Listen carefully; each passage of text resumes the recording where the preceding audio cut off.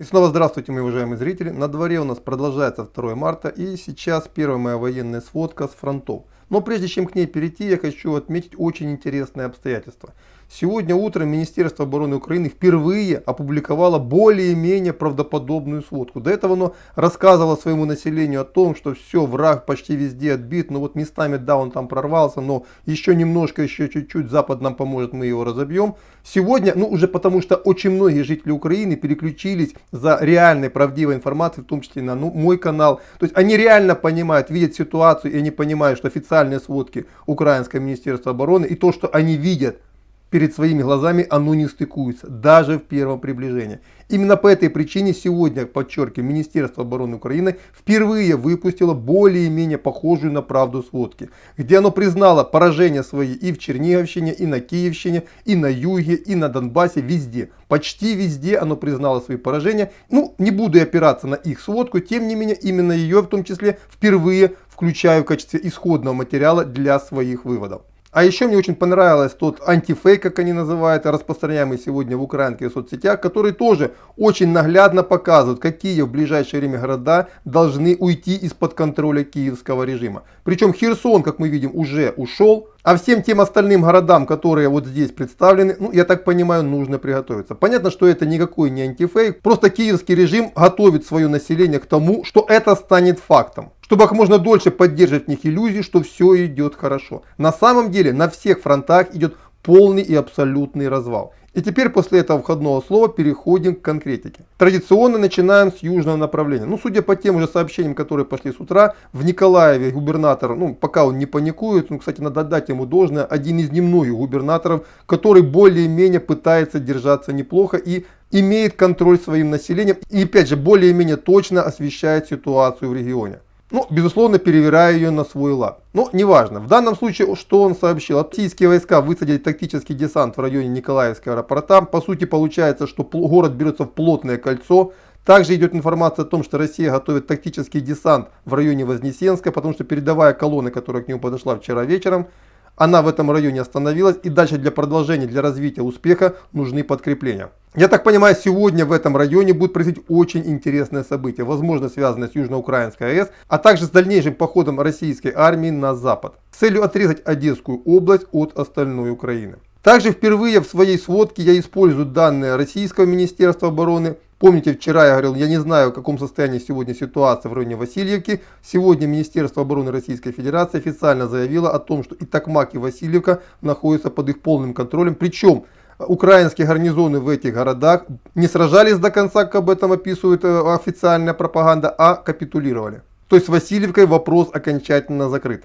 По Мариуполю пока идут бои, подчеркиваю, здесь очень много украинских войск закрыто. И я думаю, что эти бои будут продолжаться и сегодня, и скорее всего завтра. Но самые интересные новости, опять же основываясь на данных Министерства обороны Украины, пришли с Харьковщины. Потому что, помните, я долго гадал, куда наконец-то дошли российские войска на юге Харьковщины. И в целом, благодаря сводке Министерства обороны Украины, картина вырисовывается следующая. Российская группировка особо не спешит на встречу с запорожской группировкой, с учетом того, что воздушный полный контроль над дорогами уже есть. И, соответственно, украинские войска из Донбасса даже не пробуют уходить. Один раз попытались, получили поражение и больше оттуда не выходят. Поэтому основная ударная группировка через восточную Харьковщину заходит в тыл Харькову и окружает его с юга, перерезая коммуникации в районе Краснограда. То есть на сегодня можно определить примерно линию продвижения передовых дозоров российских войск, подступы к Краснограду, где-то Лозовая, Изюм. Причем по Изюму поступает противоречивая информация. По одной информации российские войска уже его окружают, либо окружили. По украинским сводкам они к нему только приближаются. Тем не менее, отмечаем, Изюм это примерно линия фронта. То есть картина вырисуется следующая. Южная Харьковщина перешла под контроль российских войск. Ситуация в Харькове выглядит очень ужасающе. Город постоянно идут бои. В первую очередь военные объекты Российской Федерации нанесла по ним поражение ракетами. Танковое училище, летное училище, много других военных объектов. Но самое важное не в этом. В принципе, я посмотрел, как выглядит на сегодняшний момент тактика российских войск. В целом, закрепившись на северо-востоке, сегодня производятся такие рейды, атаки-рейды. То есть войска не задерживаются на каких-то перекрестках, на каких-то улицах, чтобы не подпадать под ответный огонь противника. Летучие отряды заходят в тот или иной район города, выявляют точки противника, уничтожают их и идут дальше, либо отходят.